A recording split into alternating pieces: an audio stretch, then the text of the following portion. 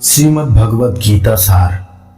श्रीमद् भगवद गीता जिसे पढ़कर लोगों को अपनी समस्याओं का हल मिलता है, आत्मिक शांति मिलती है। यह पवित्र ग्रंथ भटके मनुष्यों को राह दिखाता है। भारत में ही नहीं, पूरे विश्व में यह सबसे पवित्र ग्रंथों में से एक है, क्योंकि गीता किसी जाति विशेष का ग्रंथ नहीं है, बल्कि संपूर्ण मानवता का ग्रंथ है। महाभारत के युद्ध में अर्जुन जीवन की समस्याओं से हताश हो गए थे और अपने कर्म, अपने युद्ध धर्म से विमुख हो गए थे। तब श्री कृष्ण ने अर्जुन को उपदेश दिया था। यह उपदेश श्रीमद् भगवद गीता के नाम से प्रसिद्ध है, जिसकी रचना महर्षि वेद व्यास ने की थी। आज मनुष्य का जीवन अनेक समस्याओं, चिंताओं और तनाव से घिरा हुआ है। आगे क्या करें यह उसे कई बार समझ नहीं आता है। ऐसे में गीता हम मनुष्यों को जीवन जीने की कला सिखाती है। साथ ही हमारे चंचल मन को वश में करने का उपाय हमें गीता से मिलता है। संसार का कोई भी व्यक्ति गीता पढ़कर सफल हो सकता है। भगवद गीता के बारे में गांधी जी कहते हैं कि जब मेरे अंदर संदेह आता है, जब मुझे संदेह सताता है और मैं निराश हो जाता हूँ, क्षितिज पर कोई आशा की एक भी किरण दिखाई नहीं देती, तो मैं भगवद गीता की ओर मुड़ता हूँ और मुझे आराम देने के लिए एक श्लोक ढूंढता हूँ और अत्यधिक दुख के बीच तुरंत मुस्कुराने लगता हूँ। जो लोग गीता का अध्ययन करते हैं उन्हें इससे आनंद और नए अर्थ प्राप्त होंगे। और उसी प्रकार साइंटिस्ट आइंस्टीन भगवद गीता के बारे में कहा था कि मैं भगवद गीता पढ़ता हूँ और इस बारे में सोचता हूँ कि भगवान ने इस ब्रह्मांड को कैसे बनाया होगा। मुझे सब कुछ बहुत अच्छा लगता है। मैंने गीता को अपनी प्रेरणा और साइंटिस्टिक उद्देश्य से बनाया है। भगवद गीता में कुल 18 अध्याय हैं और 720 श्लोक हैं, जिसमें में से कुछ अध्याय हम शुरुआत के इस वीडियो में कवर करने वाले हैं। बाकी के अध्याय हम अगले वीडियोज में कवर करेंगे। श्रीमद् भगवद गीता अध्याय 1, सेना का निरीक्षण। महाभारत का युद्ध अपनों के बीच हुआ था, कौरव और पांडव। कौरव हस्तिनापुर नरेश, धृतराष्ट्र और गंधारी के पुत्र थे, जो संख्या में 100 थे, और पांडव भी हस्तिनापुर के पूर्व नरेश, जो धृतराष्ट्र के भाई थे, उनके पुत्र थे। यानी कौरव और पांडव चचेरे भाई थे। महाभारत युद्ध होने का कारण था कौरवों की उच्च महत्वाकांक्षा और धृतराष्ट्र का पुत्र मोह। युद्ध में कौरवों की तरफ से पितामह भीष्म, गुरु द्रोणाचार्य और कृपाचार्य और साथ में बहुत बड़ी सेना थी। उस समय दुर्योधन काफी खुश हो रहा था और पांडवों की सेना में युधिष्ठिर, भीम, अर्जुन, नकुल और सहदेव, यह 5 पांडव, श्री कृष्ण, अभिमन्यु आदि थे। रणभूमि में युद्ध का शंखनाद हुआ। तब अर्जुन ने अपने सारथी कृष्ण से कहा कि वह उनका रथ दोनों सेनाओं के बीच में ले जाएं। और ऐसा कहने पर श्री कृष्ण जी उनके रथ को दोनों सेनाओं के बीच में ले गए, ताकि अर्जुन ये देख सके कि उसे किन शत्रुओं को मारना है। भगवान श्री कृष्ण जब रथ दोनों सेनाओं के बीच ले गए तो अर्जुन ने देखा कि युद्ध में उसके शत्रु के रूप में उसके दादा पितामह भीष्म, जिन्होंने अपने हाथों से अस्त्र शस्त्र चलाना सिखाया, वो गुरु द्रोणाचार्य, और अर्जुन जिधर भी देखता उसे उसके परिवार वाले ही दिखाई दे रहे थे। यह देखकर अर्जुन बहुत दुखी हुआ। वह दुखी होकर श्री कृष्ण से बोला कि वह यह युद्ध नहीं लड़ सकता। उसने कहा कि मैं अपने अपनों को नहीं मार सकता, यह पाप नहीं कर सकता। इन्हें पराजित करके, इन्हें मार कर अगर मैं तीनों लोगों का स्वामी भी बन पाऊं तो भी क्या, मैं ऐसा युद्ध नहीं लड़ सकता। ऐसा कहकर अर्जुन ने अपना धनुष त्याग दिया, जिसे गांडीव कहते हैं। गीता के इस पहले अध्याय से हमें यह सीखने को मिलता है, भले ही हम किसी चीज में निपुण हो, फिर भी जीतने के लिए आपकी मानसिकता काफी सही होनी चाहिए। अर्जुन को अपने कर्तव्य से ज्यादा अपने रिश्तों से मोह हो गया। उसके शत्रु जो धर्म के खिलाफ खड़े थे, उनके विरुद्ध लड़ना भी अर्जुन को सही नहीं लगा। अन्याय के खिलाफ शस्त्र उठाने से अर्जुन ने मना कर दिया, क्योंकि उसे अपनों का मोह ज्यादा हो गया। क्षत्रिय का धर्म होता है युद्ध करना। अर्जुन ने अपने कर्म को अपने प्रेम के आगे हार दिया। दोस्तों, अगर तुम जिंदगी में सफलता चाहते हो तो तुम्हें अपने कर्तव्य को प्रायोरिटी देनी चाहिए, ना कि मोह तथा डिस्ट्रैक्शन को।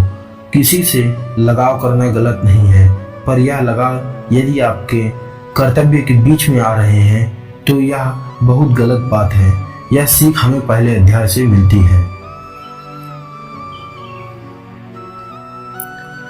गीता का सार अध्याय 2। जब अर्जुन ने अपना धनुष त्याग कर लड़ने से मना कर दिया, तब भगवान श्री कृष्ण अर्जुन से बोले कि ऐसी कमजोर बातें सोचना तुम जैसे पराक्रम योद्धा को शोभा नहीं देता। अपना धनुष लेकर युद्ध करने को तैयार हो जाओ।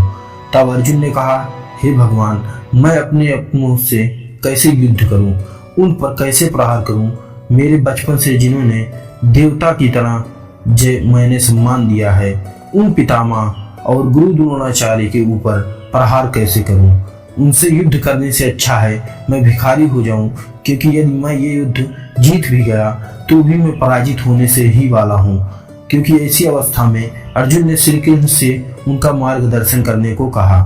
तब भगवान श्री कृष्ण अर्जुन से बोले कि तुम्हारे दुख का कारण कुछ नहीं, तुम्हारा अधूरा ज्ञान है। तुम यह सोचते हो कि तुम्हारे मारने से यह मर जाएंगे, पर सच तो यह है, इन्हें मारने वाले तुम नहीं बल्कि मैं हूँ। तुम तो इनके मौत के बस एक कारण हो। और बात रही तुम्हें इन्हें मारने से पाप लगने की, तो ये लोग शरीर नहीं है बल्कि एक आत्मा है जिसे कोई मार नहीं सकता, नहीं डुबा सकता है, ना ही काट सकता है, ना ही जला सकता है।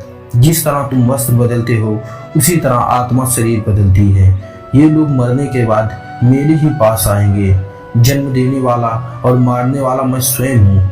इन सब की मौत मैंने तुम्हारे ही हाथों से लिखी है। जिस क्षत्रिय को जीवन में युद्ध करने का अवसर प्राप्त होता है वह क्षत्रिय परम भाग्यशाली होता है। युद्ध करना ही क्षत्रिय का धर्म होता है और कर्तव्य भी। अगर तुम यह युद्ध नहीं लड़ोगे तो तुम अपने धर्म को नहीं भी निभाओगे और तुम अपने आप पर बहुत बड़ा कलंक लगाओगे।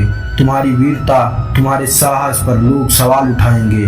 सही गलत, सुख दुख, हार जीत, फायदा और नुकसान, इन सब चीजों को छोड़कर अपने विचारों को एक करके तुम अपने शस्त्र उठाकर युद्ध करने के लिए तैयार हो जाओ। खुद की बुद्धि स्थिर करने के लिए कर्म के फल की चिंता करना छोड़ दो और हृदय को स्थिर करने के लिए मन की सारी इच्छाएं त्याग दो। कर्म के फल की चिंता करना छोड़ दो, हृदय की तुच्छ दुर्बलता को छोड़कर युद्ध के लिए तैयार हो जाओ।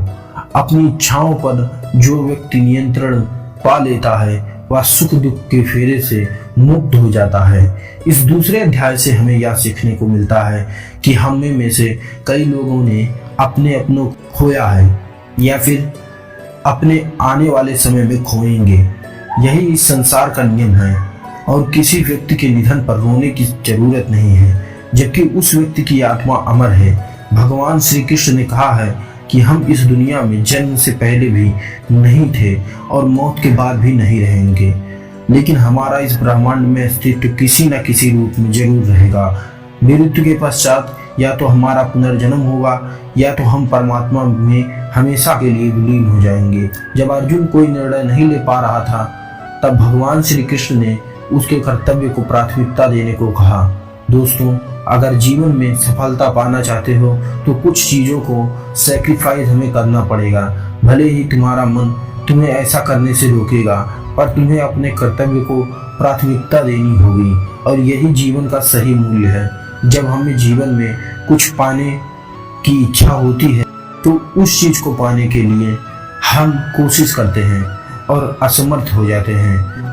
उस चीज को पाने में तो हमें क्रोध आ जाता है और क्रोध एक ऐसी चीज है जो जीवन में हमें सुख से दूर रखती है, समस्याओं को आमंत्रण देते हैं। भगवान श्री कृष्ण अर्जुन से कहते हैं, क्रोध से भ्रम पैदा होता है, भ्रम से बुद्धि व्यर्थ हो जाती है। जब बुद्धि व्यर्थ होती है तब तर्क नष्ट हो जाता है और जब तर्क नष्ट हो जाता है तब व्यक्ति का पतन होता है। दोस्तों, आपको ऐसा लग सकता है कि अगर किसी की इच्छा ही नहीं करेंगे तो जीवन में सफलता कैसे पाएंगे। तो दोस्तों, भगवान श्री कृष्ण ने कहा है कि फल की अभिलाषा छोड़कर कर्म करने वाला व्यक्ति ही अपने जीवन को सफल बनाता है।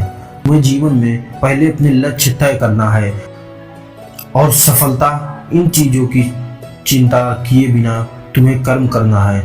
मनुष्य को परिणाम की चिंता किए बिना निस्वार्थ और निष्पक्ष अपने कर्तव्यों का पालन करना चाहिए। ऐसा करने से आपको मेहनत करने का प्रेशर नहीं प्राप्त होगा और आप उस काम को बेहतर ढंग से कर पाएंगे। अध्याय 3 कर्मयोग। अर्जुन भगवान श्री कृष्ण की बातें सुन रहा था और श्री कृष्ण की बातें सुनकर अर्जुन को ऐसा लगा कि ज्ञान का रास्ता कर्म के रास्ते से बेहतर है। तब अर्जुन श्री कृष्ण जी से बोला, आपकी बातों से ये प्रतीत हो रहा है कि ज्ञान कर्म से ज्यादा सही है, पर इसके विपरीत आप मुझे कर्म करने को कह रहे हैं, युद्ध करने के लिए प्रोत्साहित कर रहे हैं। मुझे ये बताइए कि मैं ज्ञान का रास्ता अपनाकर सन्यासी बनूं या फिर कर्म का रास्ता अपनाकर युद्ध लड़ूं?